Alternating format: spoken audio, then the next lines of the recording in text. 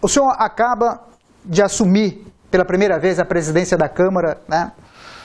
E eu gostaria de saber o que muda na sua gestão, agora em que a Câmara está com 21 vereadores, no que diz respeito ao orçamento, no que diz respeito a dinheiro disponível na Câmara, com relação aos mandatos anteriores. É importante te ressaltar, inicialmente agradeço a oportunidade que você dá através desse seu programa, de poder a gente estar prestando contas, inclusive à nossa sociedade, do que nós temos feito nesses primeiros semestres como presidente da Câmara de Santarém.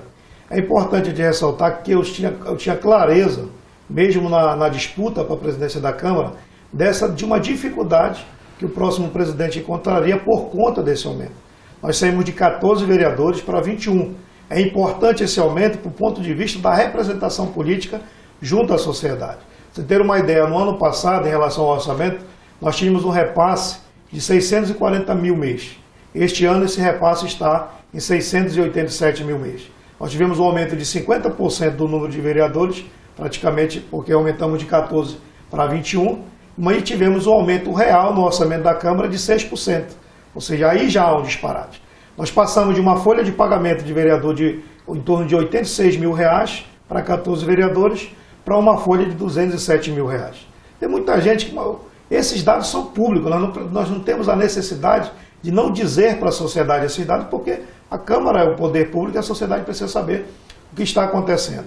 As assessorias de vereadores, que eram em torno de 12 mil, hoje está em R$8 mil dos gabinetes dos vereadores. Nós reduzimos por conta da necessidade. Deste orçamento total, nós passamos para 176 mil a folha do gabinete dos vereadores. No ano passado, você tem uma ideia, em torno de 160 mil era o que tinha para a contratação da estrutura administrativa da Câmara, do trabalho da Câmara, o setor legislativo, de recursos humanos, da parte orçamentária da Câmara, da parte de telefonia, da parte de segurança, pessoal de apoio de plenário, parte de copeira, ou seja, todos os servidores da estrutura da Câmara tinham uma média de 160 mil. Esse recurso caiu para 65, 70 mil, que é o que hoje se tem disponível na Câmara. Hoje, todos os servidores da Câmara, eu estou com uma necessidade de contratar mais gente e não estou podendo por conta de não ultrapassar o meu limite de 70%. O número total de hoje de servidores da Câmara é quanto, vereador? Hoje, o total, nós temos uma média por gabinete de 4 a 5 servidores por gabinete, totalizando em torno de 100 a 105 servidores, e na estrutura da Câmara, na estrutura administrativa, em torno de 40 servidores. É a estrutura que hoje a Câmara oferece. E esse número ainda não é suficiente para a gestão da Câmara? Não é suficiente por conta do aumento também da estrutura física da Câmara. Nós recebemos 4 gabinetes do governo do Estado do Pará. O governador Simão Jatene cedeu uma reforma em ampliação da Câmara para atender essa nova demanda. E agora, na próxima semana, nós estaremos recebendo mais 7 gabinetes. Isso significa o aumento do número de necessidade de vigias na Câmara, o aumento do número de pessoas que fazem os serviços gerais na Câmara. Ou seja, a gente precisa ampliar essa equipe. E hoje eu não tenho condições de ampliar por conta do meu limite, que eu não tenho mais como contratar ninguém.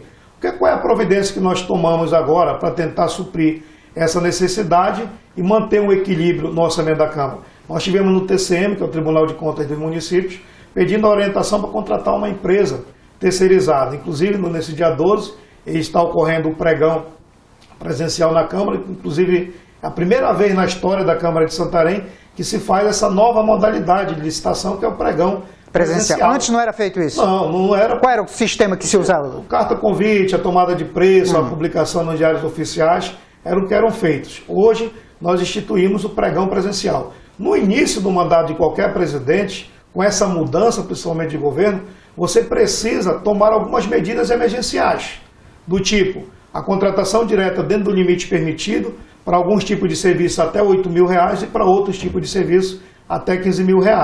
Algumas dessas providências nós tomamos lá no início da gestão. E depois dessa providência começam a se fazer os processos licitatórios.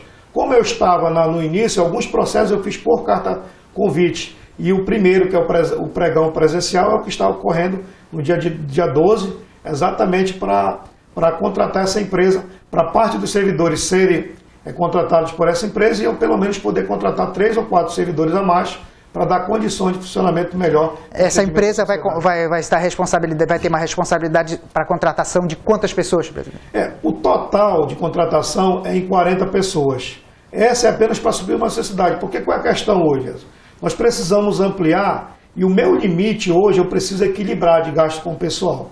E eu não tenho como demitir ninguém. A saída hoje seria eu demitir. Mas eu não vou fazer isso porque se eu demitir um servidor, já está me fazendo falta. Se eu demito um servidor, 2, 3, 4, 10 servidores, isso também vai me resultar no prejuízo para o trabalho que a Câmara hoje realiza na sua administração.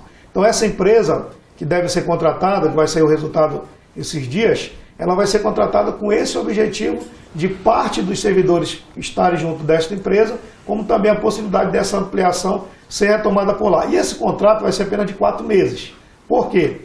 Porque tende-se que no ano que vem, com o aumento da arrecadação do município, que é a previsão, a gente consiga nesse aumento equilibrar as contas de forma que não haja mais a necessidade de fazer uma nova licitação. Então esse pregão presencial é para suprir uma necessidade de apenas o contrato de 4 meses até o meio do mês de janeiro. Tá? O senhor acha que o gasto, por exemplo, com aquela redoma que se fala, com aquela vidraça que protege os vereadores, foi necessário?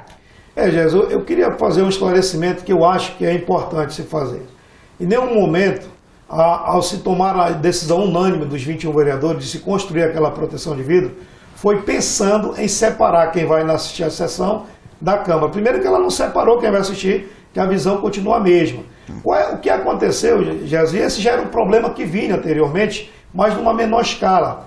A intervenção das conversas paralelas no momento das sessões.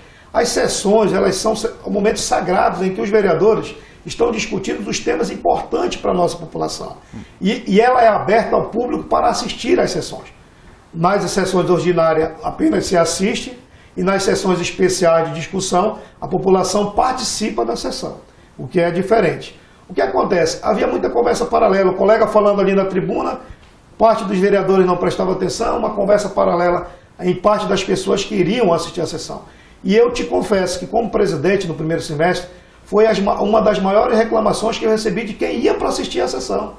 Vereador, eu não consigo entender como que tiver assistido uma sessão, convidado pelos vereadores, chega aqui, é uma conversa paralela, é um barulho, o de respeito ao colega que está falando, o atendimento no parapeito na hora da sessão. Isso é uma questão constrangedora. Isso diminuiu? Diminuiu, nós podemos observar. Não diminuiu o acesso aos vereadores, porque ela foi apenas para controlar esse momento da sessão. A gente vai fazer um rápido intervalo comercial, a gente volta já já.